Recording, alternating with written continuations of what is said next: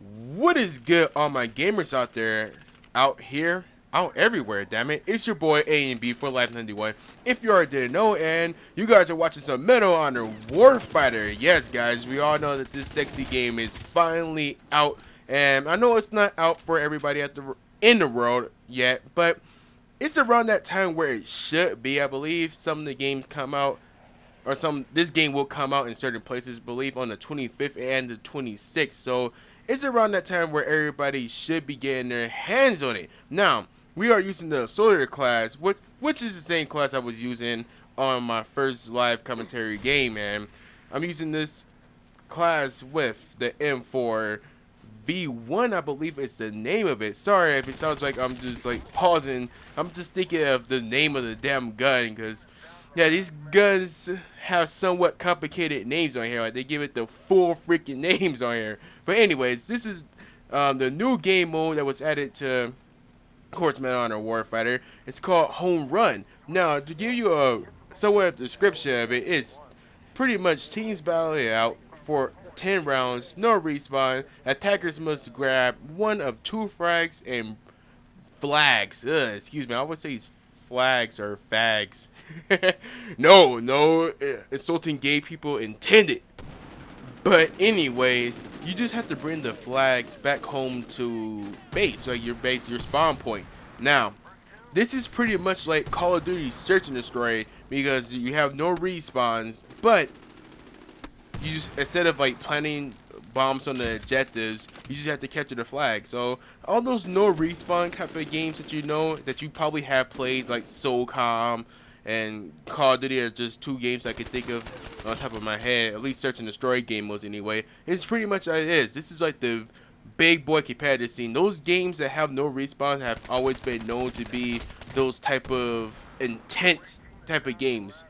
When you only have one life in a round, you want to do everything you possibly can to make sure that you stay alive. So these things can get pretty damn intense. Now, as I said earlier, there are 10 rounds in this game mode right here. And pretty much how it works out is, let's say you're attackers, and you attack pretty much the first 5 rounds. And after the first 5 rounds, you will switch up and become the defenders. So it pretty much becomes a race to which team can get 10 points first. Now, you can earn points in two different ways. By eliminating, I should say, the enemy team, which only gives you 1 point at the end of the round. Or you capture the flag, which gives you 2 points at the end of the round. So I like how they did the scoring, because then it gives you more motive to even want to try to capture the flag. Because the problem with these no respawn game modes is that people, instead of playing the objective, they're like, hey, you know what? Why should I put in all the extra work to play the objective when I can simply just kill the enemy team and make my job easier? Hell, I still win this way. But now you kind of have more of an incentive to even want to go out there and capture the flag.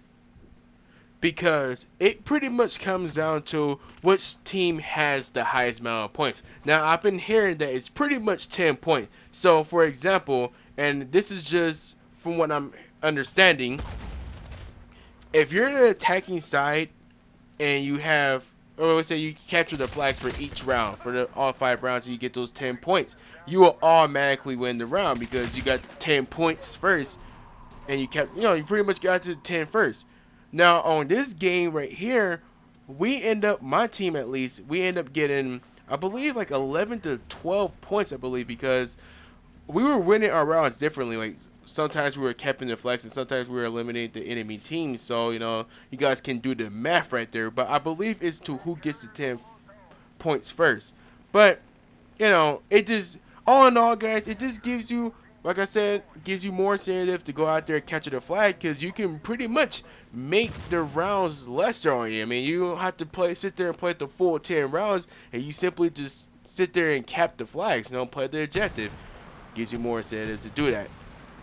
Now, one thing I really like about the game mode myself is that tactics are really involved in a game mode like this. And I know there's gonna be some people that say, hey, tactics are involved in pretty much any game modes, and you will be right for saying that. But no, it really comes down to not making no mistakes with no respawn type of game modes. You have to have map knowledge.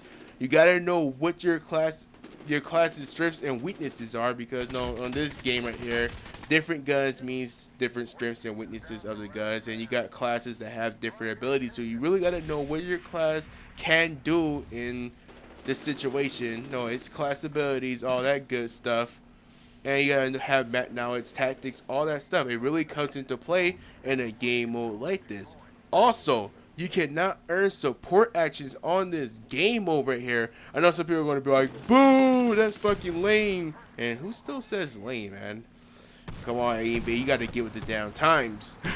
But anyways, I know that may sound wackish. I know wackish is not even a word, but it may sound whack. But honestly, it makes gun on gun play, and just your tactics come really into play. So you don't have to really sit there and rely on support actions. You don't have to sit there and worry about UAV soaring your head, giving up your position, or whatever the case may be.